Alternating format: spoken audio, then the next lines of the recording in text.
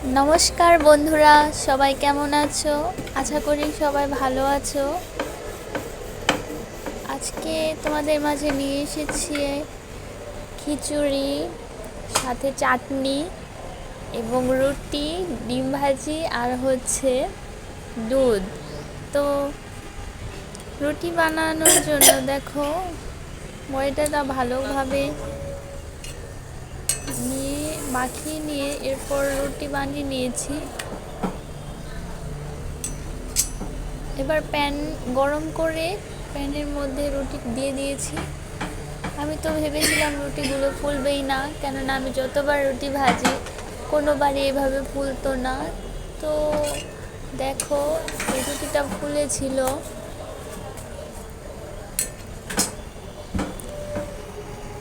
দেখো রুটিগুলো দেখতে কত সুন্দর হয়েছিল। তো এইভাবে একের পর এক রুটিগুলো ভেজে নিলাম। আর সত্যি কথা বলতে কি, রুটিগুলো সবগুলোই ফুলেছিল, অনেক সুন্দর ভাজি হয়েছিল। তো তোমরা দেখতেই পাচ্ছ দুধটা ঢেলে নিয়েছি।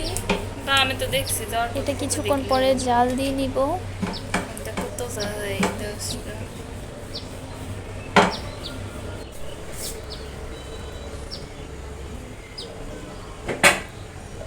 দেখো কি পরিমাণে রুটিগুলো ফুলেছিল।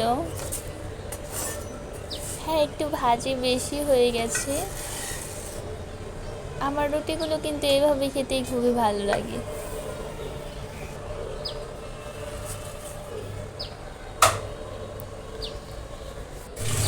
তো তোমরা দেখতেই পাচ্ছ সমস্ত রুটিগুলো ভাজি করা শেষ।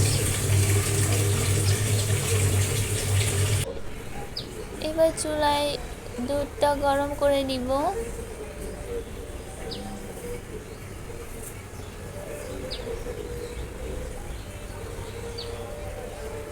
তোমরা দেখতে পাচ্ছ দুধটা গরম করা হয়ে এসেছে প্রায়। এবার প্যানে তেল গরম করে নিব।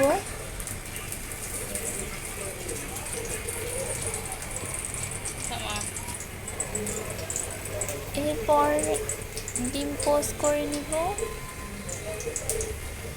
এক্স্যাক্টলি সবাই দুধ দিয়ে রুটি দিয়ে খাবে, কিন্তু আমি দুধ তো বেশি খাই না, এর জন্য ডিম ভাজি করে নিয়েছি।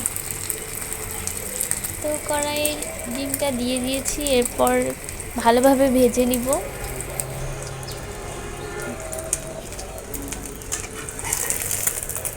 দেখো ডিম ভাজি প্রায় হয়ে এসেছে।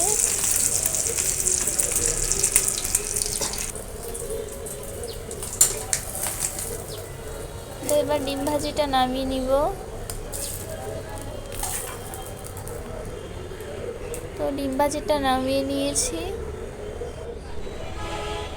এরপর দেখো খিচুড়ি রান্না করার জন্য চালগুলোকে ভালোভাবে ধুয়ে রেখেছি।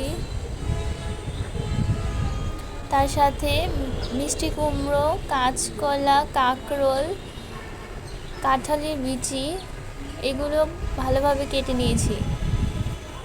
সাথে দেখতে পাচ্ছ চাটনির জন্য তেঁতুল এবং আমড়া ভালোভাবে কেটে নিয়েছি। আর এই পাশে আছে বাদাম, এরপর শুকনো লঙ্কা, জিরে আর মরিচ কেটে নিয়েছি। এরপর হামল দিস্তায় আদাগুলোকে ভালোভাবে ছেঁচে নিব। দেখো একটা বড় হাঁড়িতে সব কিছু ফোড়ন দিয়ে দিয়েছি এবং এর মধ্যে আদা বাটা দিয়ে দিয়েছি।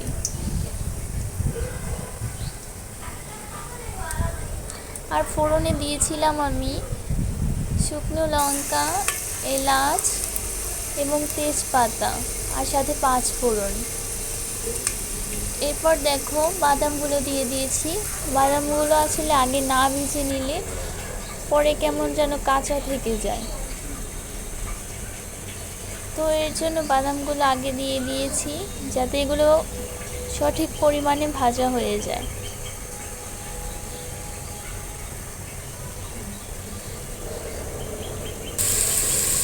তো বাদামগুলো ভাজি হয়ে গেছে। এরপর ডাল একটু করে ভেজে নিব। তো ডাল ভাজি হয়ে গেছে, এরপর সমস্ত সবজি দিয়ে দিব। সবজিগুলো ভাজি হওয়ার পর চালগুলো দিয়ে দিয়েছিলাম, সেটা ভিডিও করা হয়নি। তো চাল ভাজির পরে দেখো পরিমাণ মতো জল দিয়ে দিয়েছি, যাতে চালগুলো ভালোভাবে সিদ্ধ হয়ে যায়।